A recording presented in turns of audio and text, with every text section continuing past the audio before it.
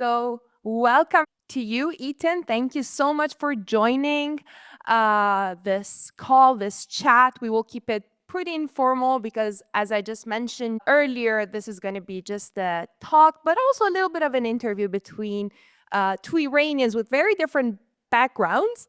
You're in the US, I'm in Europe, and I'm from a mixed background, Iranian and Italian, and you are an Iranian American with a Jewish background, so Iranian-Jewish American. Yeah, did I say that correctly? The sequence. Okay, great. That's right. Yeah. Great. So, do you want just to introduce yourself and talk about yourself and personally, and then how you got to work at the organization you work for, which is NIAC? Do you want Yeah. just to tell us more about you? Yeah, sure. I'm born and raised in South Florida, and I've never been to Iran. I've traveled to Israel actually 5 times, and I have family that left that were from Hamadan and then Tehran, and then they left Israel. They left to Israel and the United States just before the revolution. So I'm part of this, diaspora. Personally, that diaspora contingent that left, several decades ago now. Yeah. And that's really where I grew up. I grew up very culturally American-Jewish. I went to Jewish day school. My mom's not Iranian. She's from Baltimore, and she grew up overseas on American military bases. And my dad moved over when he was 13 to the States. And with his whole family, and then they most of them settled in California, which is a very familiar story. But I have worked at NIAC for 5 years, and I've been a political organizer, campaign organizer, someone who's an American politico and was just an anti-war, always had an anti-war bend, grew up with America entrenched in Iraq and Afghanistan, and couldn't really get straight answers for why we were there ever, and was always someone who was politically involved. I started with like mental health, actually advocacy organizing on the Hill for a very small mental health organizing group, and then met a bunch of veterans and became sort of increasingly immersed and interested in the anti-war perspective and organizing in the United States. And then met people at NIAC and got a job sort of during COVID, and have been around to see a lot of the attacks and waves and positions and campaigns that NIAC has been immersed in as the largest and oldest Iranian American grassroots organization in the country. And we have a lot of really incredible like alumni and people and thought leaders and academics, experts who've led and put themselves out there, and people who are incredibly connected to democratic movements in Iran against the Iranian government, who have risked their lives, who have spent time in Evan prison. Like we have an extremely diverse membership too. Like I'm Jewish, but we have Zoroastrian members, Baha'i members, Bakhtiaris, Christians, atheists, Muslims. Also, we have people like me who are second generation part of that diaspora, and really more recent Iranian Americans, and people who go back and forth to Iran, who have family, who talk to them frequently, and had struggled to get in touch with them during the internet blackout. And this has been such an insane traumatic time for people as they weigh both the repression of the Iranian government and the crackdown and the executions, the detentions, the internet blackout, and the pressure and threats of war from the United States, the intentionally crippling sanctions regime. We had Scott Bassett and Nancy Pelosi both speak proudly to that fact. What recently. An achievement. Great achievement. And just as an American too, like I think something that brings us all together, because people disagree on NIAC membership, but something certainly among our members disagree, and the debate on diaspora is contentious, but we all rally around some shared simple goals that we want to prevent a reckless, violent war led by the United States and Israel in the Middle East, which has been proven to not bring democracy. See Iran's neighbors, see Iraq and Afghanistan.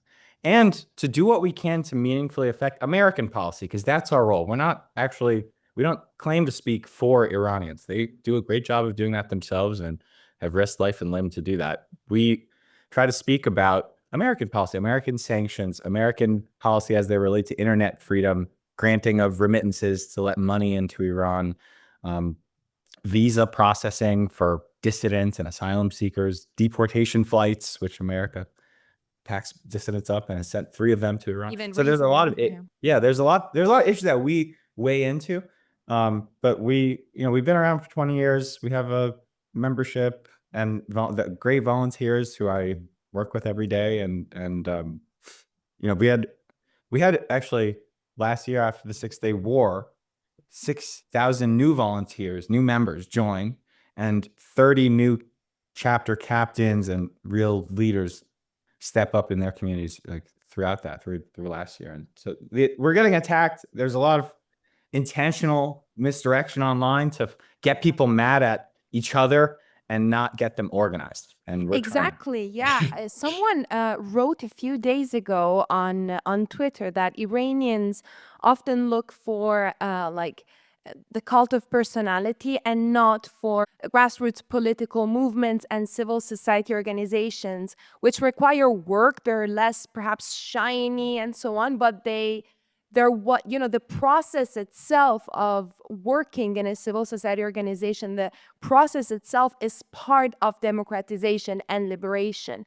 The community building part is already something, rather than focusing on having like the leadership. It needs to start from down. Otherwise, it's just basically the same, starting from the top, going to the. I'm more for grassroots organizations, and that's also why I like NIAC, and especially I love many of the scholars that have collaborated or worked or talked at some, in some of the interviews, even on YouTube and so on. So like, I really, really like that organization. It's sad that there's not such an equivalent. I mean, Europe is a bit different in this environment. Civil society organizations are a bit different. Even in the advocacy part, it works differently.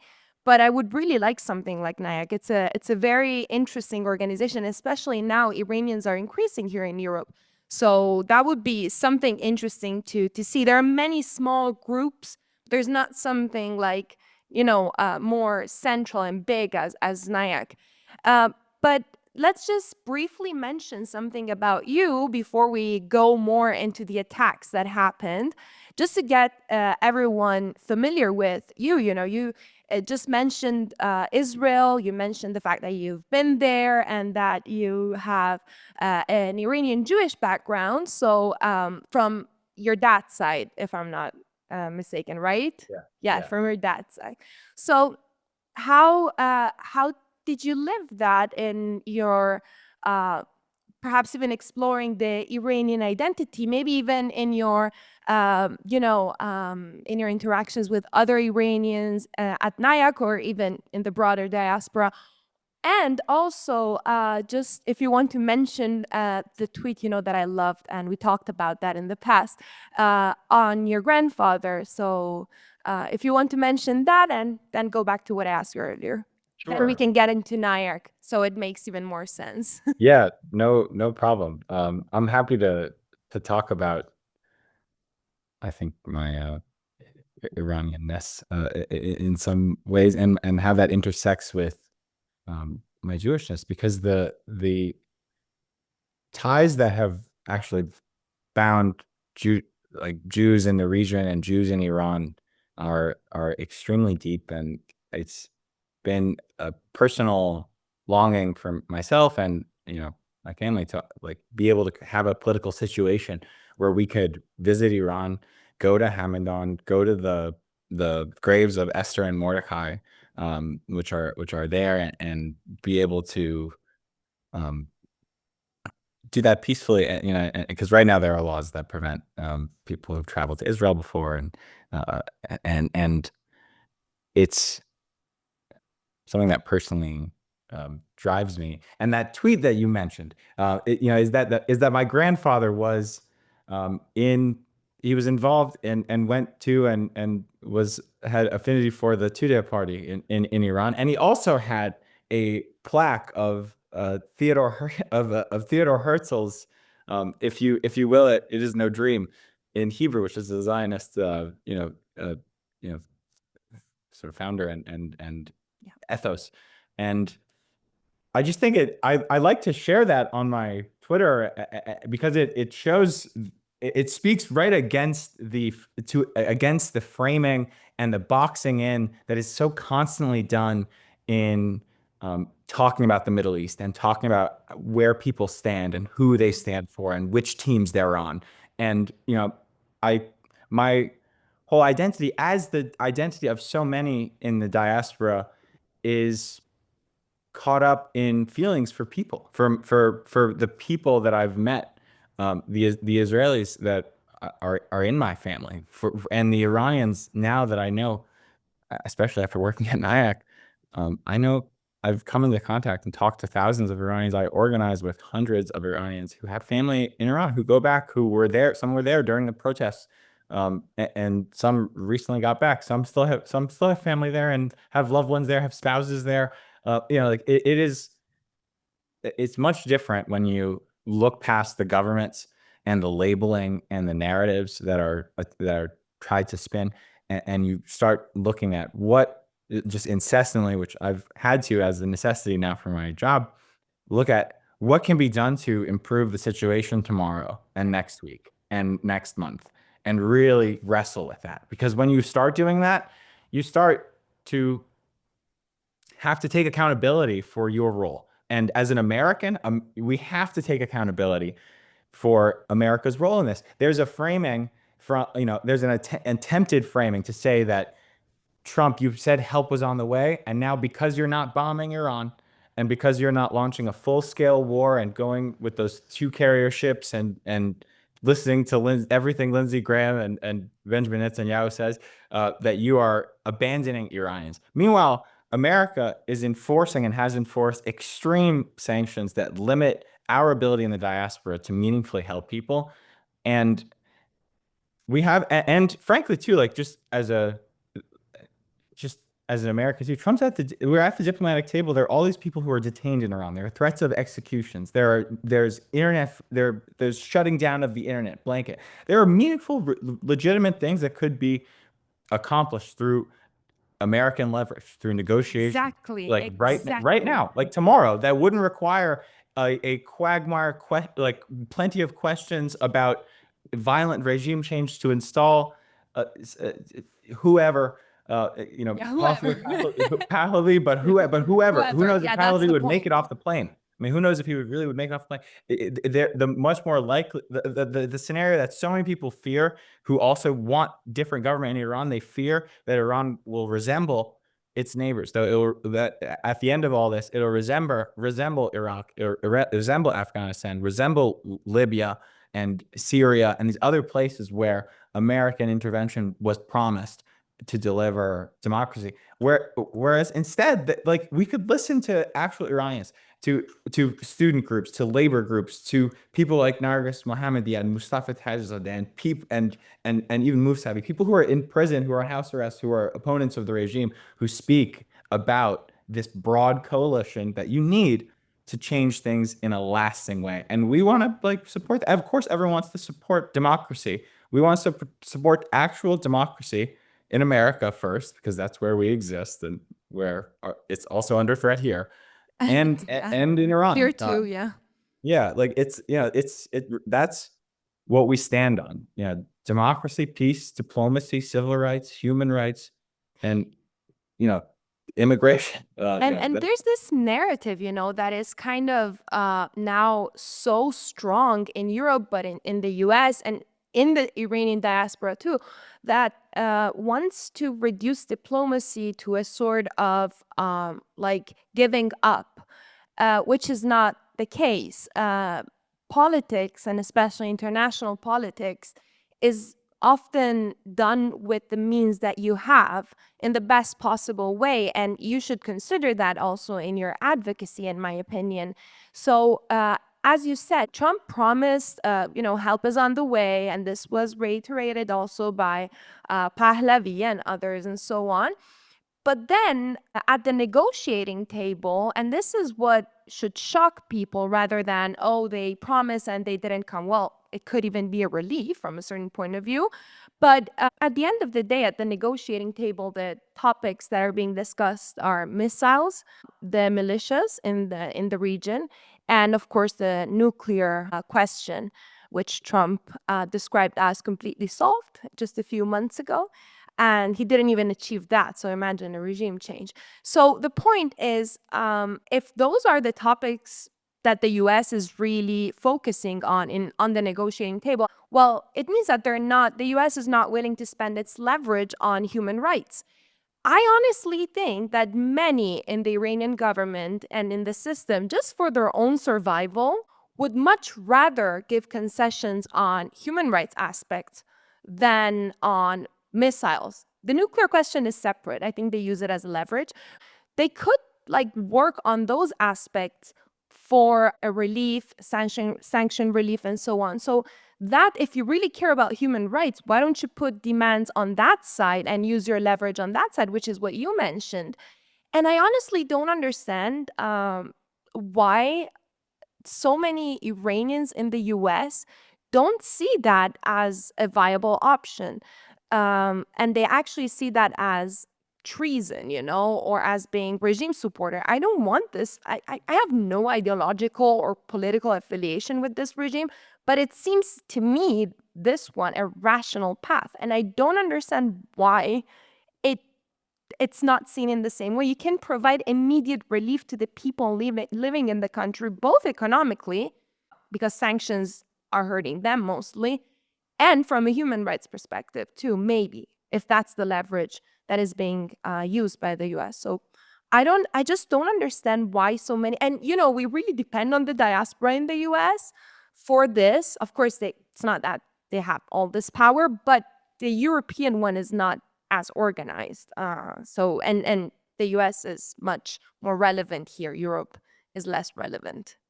Well, one correction, I would push back and say that NIAC actually, we did polling with YouGov last year before the 12-day war, so sort of Oh, yeah. before an initial escalation, and it found broad majority support, plurality support for a diplomatic agreement and not military action, and that was among Iranian Americans. And when you pair that with polling again from American Quinnipiac polling and I believe a University of Maryland polling recently that also show opposition to war with Iran, you can center and understand why the administration would want to avoid that. But then when you pair, when like you did, when you analyze the existing demands of missiles and of proxies and what they leave out, it reveals the priorities, and the priorities are informed not by voices on the ground, not by the reality of Iranians that day and that week, being able to afford life, being able to afford to protest, to organize, to get people out of jail, to organize their next protest, to strike if they can even think to afford to do that. These are difficult on the ground mobilizations for the people already there. And the priorities of the folks at the negotiating table ignore them in large cases. And it's geopolitical posturing, Yeah. and even the inclusion of missiles and regional proxies at this time, in light of the recent crackdown, in light of the U.S. ability to provide meaningful sanctions relief. It's really those are Israeli top priorities, and I would understand why the Israelis would want to insert them, but they're not American top priorities. They have nothing to do. Iran is no existential threat to America if not provoked with an initial strike at this time. The Iranian government, like you say, is at the negotiating table, is desperate in its own way to find some way out of the situation. Personally, I don't see how they do it without major structural change and capitulation to the people over the long term. The Iranian people, I don't think, will accept a return to the status quo of priorities from this government. And that is their fight. And we should help them to do that. Totally. But when the focus is only on Israeli demands, you lose American interest and you lose the Iranian people's interests, while continuing to wax poetically in the way that the Israelis do about Iranian human rights. You have actors, people like Emily Schrader, who contends to be an Israeli American, American Israeli journalist and graduate of the 8200 unit, as well, which is a Israeli intelligence unit, who spoke at Reza Pahlavi's event in Munich.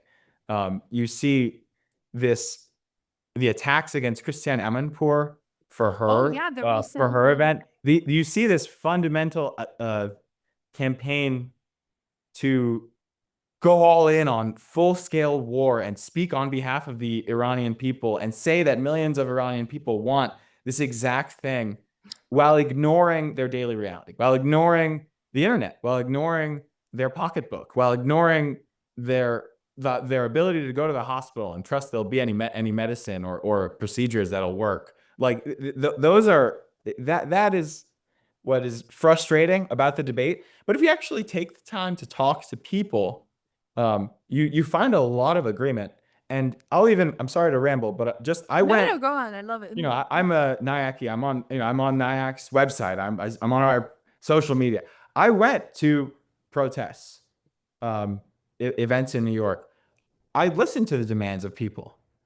If you take off U.S.-backed regime change war and install, this person or that person, because there are MEK events and Pahlavi events and people say different things. But if you take those off and pay attention to, 4 out of the 5 demands, 3 out of the 5 demands, there's a ton of consensus. People agree on internet freedom, they would agree that you would give shelter and process visas for Iranian dissidents and shouldn't deport them back to Iran, certainly. And you agree on and at least a UN fact-finding mission, on accountability, on funding the special rapporteur, on getting the facts and figures and numbers and confirming all those unconfirmed 17,000 or so deaths by Harana, like getting full accountability. Everyone agrees on that. Who would disagree with that? I think we can find a ton of consensus, but there is, as you mentioned, there's so much bad faith, just attempts to discredit, and you're a regime apologist, and Christiane Amanpour is a regime apologist, and Narges Mohammadi, and people in Evin prison are with the regime. Cancels the discussion, because if you are labeled something, then there's no room to discuss, because you're labeling me something that I'm not, and therefore you're excluding me from a debate. And we might even agree on so many things. And for example, I mentioned this also on Twitter. I am so much supportive of a UN fact-finding mission, and all of the amnesty demands. For example, Amnesty International demands, they're so good, and I actually totally support that. I want that. I mean, I know people who have protested in Iran. They're fine, thankfully. I want that because it's about justice, and I want justice. Things begin with justice. But also, it's just the fact that I disagree with the means, because I think they won't bring us to that position, and they might even worsen the current position. Whenever you think things can't get worse, you always have to think that, no, they actually can get worse. There's always a worse, So it's a very, when you get into the terrible thought, oh my God, it can't get worse than this. It does. Civil war is the worst. I mean, and as an American, genocides, yes, as an American, I deeply understand how American involvement can make things worse in the Middle East. I remember, and I was young, and I've spoken to Iraqis. I actually have a friend who's Iranian Baha'i Iraqi. We talked about, But we talk about American involvement in the war in Iraq and the immediate reaction saying mission accomplished and what that meant for their family. And then you look at more recent adventures. In Afghanistan, a weaker and smaller country where we spent 20 years and $1 trillion and American blood and treasure unendingly to regime change the Taliban with the Taliban, and then our just blanket support for Netanyahu's clean break regional strategy to remake the region instead of while he ignores and continues to occupy, brutalize, steal the land of Palestinians and close any political space for Israelis to organize and make things better for themselves, and also not spend all their attention and political capital on insanity and war making. There's actually so much consensus if you look at anti-war protest demands in Iran, the United States, and Israel. Totally. I enjoy it because in Iran they chant "My life, not for Gaza, not for Lebanon. My life is for Iran." And here in America, we say, please stop spending all our money on insane foreign wars that don't help us and getting us involved and bombing 7 countries without congressional approval. We're pushing for a war powers resolution on Iran, but there was one on Venezuela, there was one on Yemen. Like, there's so much presidential war making. And then in Israel, there's protests and organizing from groups like Standing Together and the Refuseniks and the Radical Bloc, and there are groups. So like there's actually some consensus if you listen to humans, if you listen to the people who live in those countries.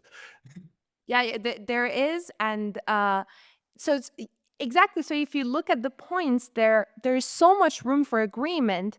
And that's basically, when you start community building and you start discussing these things and also focusing on all the trauma that is involved, within different communities in a country, but also between countries, especially, in a diaspora framework where you are in a different environment. It should be something that we should practice more, instead of these attacks and delegitimizing your interlocutor. Because ultimately, if you want to free Iran, you have to start dealing with disagreements.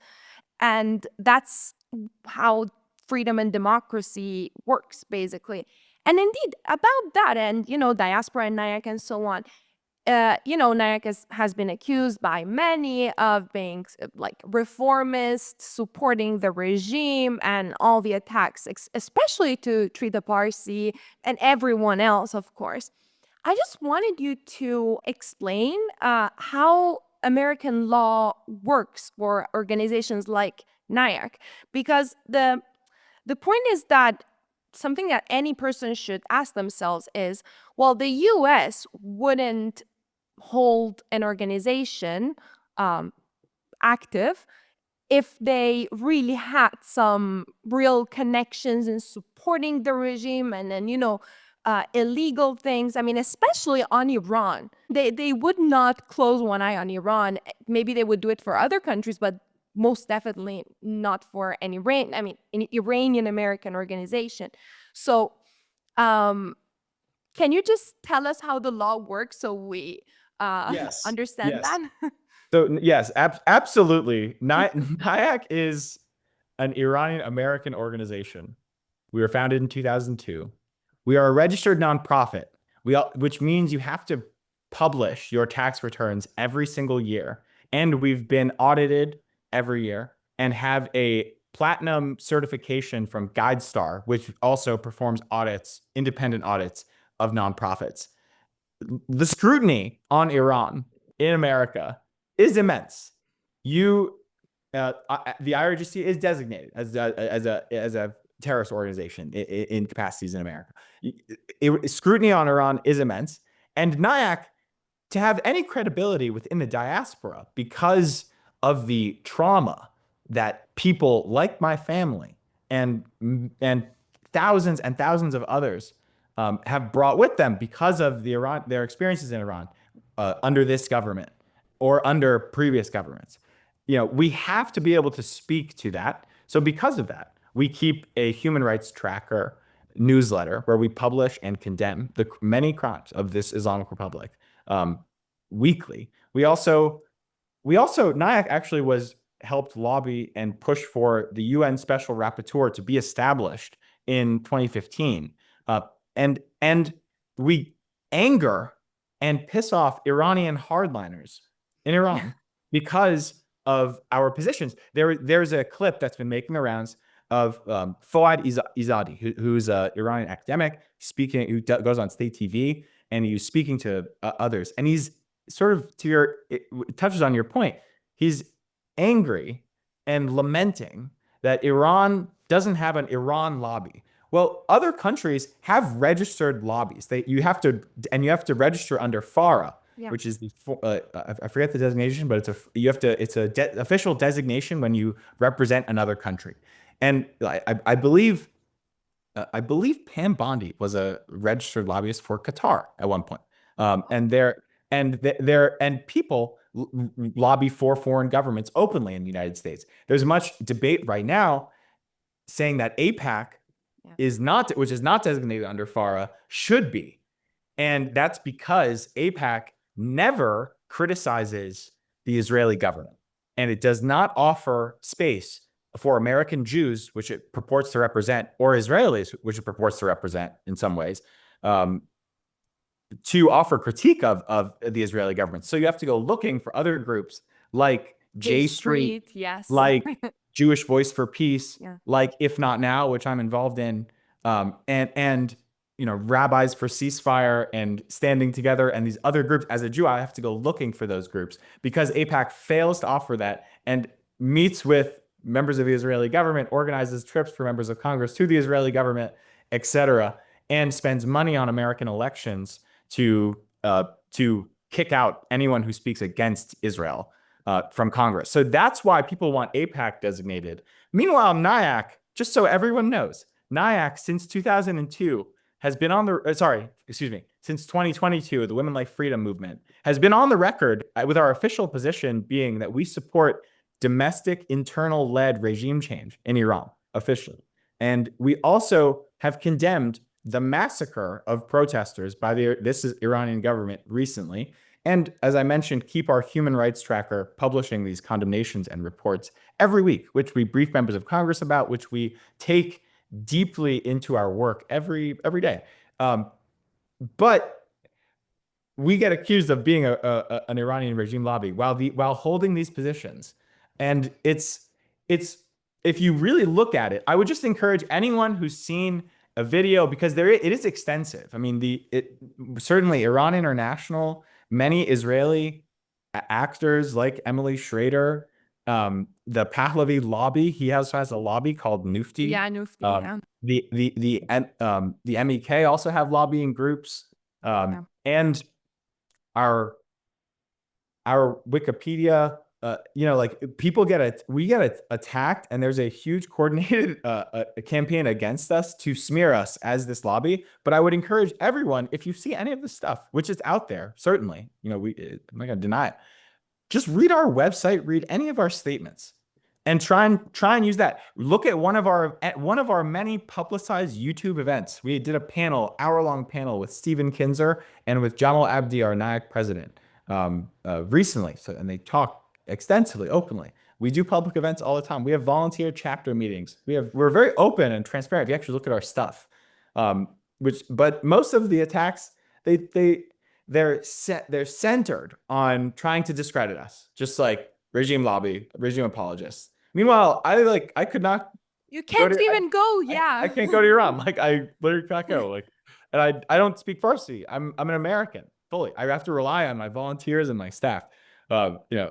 Colleagues for that. That's the, I think, reality of what NIAC is, what my experience is with it. And I encourage anyone to go to our work, look at it, take issue with it. You may not agree with our positions, but we're not an Iranian regime. Exactly. And it would be deeply illegal. And we would have to register under FARA. And I would never work for that kind of organization. I've been at this organization for 5 years. I know everyone who's been at it. many who've been at it longer than that. You know, it's a disgusting smear meant to discredit debate. Exactly. Sometimes I wonder even if not only if they read, the what you publish on your website and in your newsletter and so on, but also the scholars that have been working with NIAC or collaborating with NIAC, if these people ever read their books. Because I mean, in Iran never even recognized the Iran-Contra affair. Okay, never officially recognized it. I mean, even you could see that at Tucker Carlson interview with Pezeshkian, and he kind of avoided that answer. So they don't even, and this is the reformist guy. So they don't recognize this and go through the books of Trita Parsi. There's one bit, the Treacherous Alliance. Go and read that, but there are chapters on the Iran-Contra affair, and sometimes he even makes fun, of the ideological stuff from all sides. And so it's it's not exactly how something on the regime side, in my opinion, would look like, even though it's true the regime often goes and makes, concessions to look more acceptable, but not on these key issues. Not if you read any of those books. I mean, it doesn't make it Asalrad, another person. Read their books, they talk about the protests and the protesters and so on. So, and about the self-determination pattern of the Iranian people. Some of NIAC's advisors over the years are people like former Ambassador John Limber, who was held in the hostage crisis, and who then went on to work in the State Department, and who are deeply patriotic Americans who simply believe in the power of diplomacy and organized people. And then there are others like Behruz Gamari Tabrizi, who is a political prisoner in Iran, who's written and is a professor. And Sina Azadi, Vali Nasser, Nargis Bajogli, Sina Tusi. And none of those people work for NIAC. They're just scholars and experts who are Iranian Americans, who are organized, who have published, who are engaged in the political debate, who are attacked by this opposition, who claims to support democracy in Iran. And if you really want to build a broad coalition to change the reality of government in Iran, to change and move past the status quo of the Islamic Republic, everyone should be included, and everyone should have a seat at that table. And that is how it will solve the basic problems today, tomorrow, and next week, to hopefully finally meet a reality where I can travel back to Iran and visit those sites, and people can actually, be normal and have a better reality. And perhaps that does not and should not include another American lengthy, crazy war that would balkanize and securitize and make more violent and close all space for democratic organizing in Europe. Like that, and in America, frankly, because Yes, as an American, I just don't want to be at war. I want to talk about housing, healthcare, infrastructure, jobs, mental health, totally. childcare. I want to talk about basic problems. It's your right too, because there's the blowback effect, this the imperial blowback, and it does come back to countries that get so militarized, and it happened to some extent, smaller extent to Iran as well. It's happening massively in the US, and of course in Israel and in many other countries. We're talking about these three mainly, but it does happen. You don't want that in your society. You want. And I would invite any Iranian diaspora groups around the world, any Iranians in the diaspora who want to get organized or affect change, especially in America. You have to be Iranian American, but our door is open. People can reach out to me. We have Pahlavi supporter defectors. We have Pahlavi curious people. We have MEK defectors. we have Republicans. We have Democrats. We have progressives. But everyone agrees on these shared goals and agrees that Iranian Americans deserve a dignified, respectable seat at the table, and not what the Israelis want to see us doing online. Like we should. And I say that too as someone who wants Israel to avoid an insane war with Iran, because they're like Must be we very need to tough for find. you, yeah. Yeah. On both sides, so it's like, yeah, you know people who know people there, and you have family on the other side, so it's just horrible. Yeah. Yeah. Yeah. Let's hope But- you will soon visit Iran. Yeah. Thank you, Tara. Agree. And maybe Italy too. I'd love to. We should. Oh, get sure, together whenever you sometime. want. If they're in New York too. Thank you. Thank you so much.